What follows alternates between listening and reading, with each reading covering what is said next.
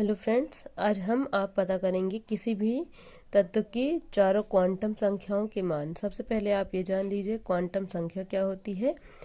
तो क्वांटम संख्या क्या होती है? क्वांटम संख्या किसी इलेक्ट्रॉन की ऊर्जा तथा स्थिति को व्यक्त करती है।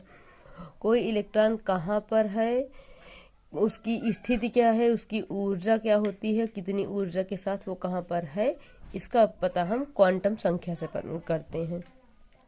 क्वांटम संख्या चार प्रकार की होती है। मुख्य क्वांटम संख्या जिसको n से प्रदर्शित करते हैं, द्विगंशी क्वांटम संख्या जिसको l से, और चुंबकीय क्वांटम संख्या को m से प्रदर्शित करते हैं। चक्रण क्वांटम संख्या को s से प्रदर्शित करते हैं। मुख्य क्वांटम संख्या किसी इलेक्ट्रॉन के कोष को दर्शाती है। द्विगंशी क्वांटम संख्या किसी इलेक्ट्रॉन के उपकोष को दर्शाती है। चुंबकीय क्वांटम संख्या उसके चुंबकीय गुण को दर्शाती है, और चक्रण क्वांटम संख्या उसके उपकोष में चक्रण की दिशा को दर्शाती है कि वो क्लॉकवाइज घूम रहा है या एंटी क्लॉकवाइज घूम रहा है।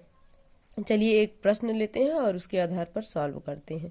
तो क्या हो गया, कैल्शियम के अंतिम इलेक्ट्रॉन की चारों क्वांटम संख्याओं के मान बताना है। सर्वप्रथम कैल्शियम का इलेक्ट्रॉनिक विन्यास करेंगे। कैल्शियम का परमाणु क्रमांक होता है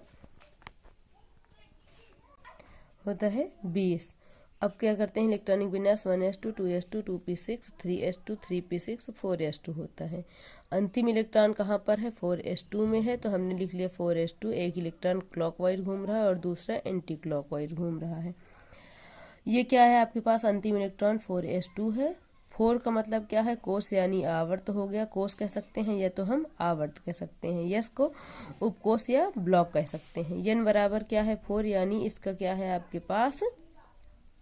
ये तत्व चौथे कोष में है। ठीक, यानी मुख्य क्वांटम संख्या का मान इसके लिए हो गया है आपके पास 4 इलेक्ट्रॉनिक विन्यास से।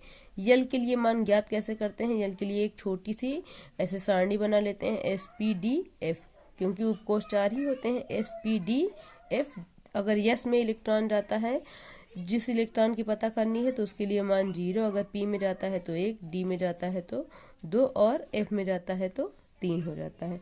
यहाँ पर अंतिम इलेक्ट्रॉन के लिए कहा गया था, अंतिम इलेक्ट्रॉन इसका कहाँ पर है? यस में है। यस के लिए मान क्या हो जाएगा? 0 हो जाएगा।